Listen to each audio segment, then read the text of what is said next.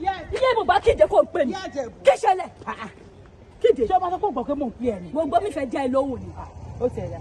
Ibi tí mo ti mú ẹ lọ tó ti lọ yáwó. Kí ló wá dé tó sọ wọn padà? Mi lè sanwó. Mi lè sanwó. Wo mú mi lọ jáwó lọ́dọ̀ wọn ní Lápò. Mi dẹ̀ ṣetán láti sanwó yẹn. Ìyá Ìjẹ̀bú máa san. Kí n bá lówó rí máa san. Onígbèsè rẹ̀ mi wà lóòótọ́. Àmọ́ sí máa bẹ́ẹ̀ kúrú.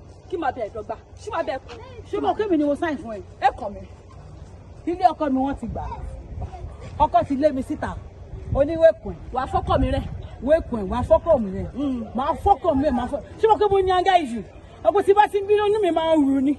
Mo máa ń ru ni. Mi lè sanwó. Tó bá náà ń gá ìṣe mi gan ní anga issue. Ìyá Ìjẹ̀bú tí bá ti ń bínú nìyẹn. Ó yá sí kò bínú.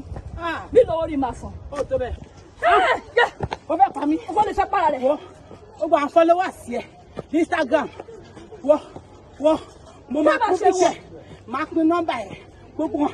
Ìyá Ìjẹ̀bú. Ẹ má jẹ́ lóhùn o. Gbogbo followers. Wẹ́lẹ̀ kò ní gbèsè ni. Wẹ́lẹ̀ kò picture of followers. Ẹ bá mi lọ mú ṣẹ̀kẹ̀ṣẹ̀kẹ̀ wá. Ẹ sì ń ro màṣẹ. Ó lọ mi lè sanwó. Mo ti kú.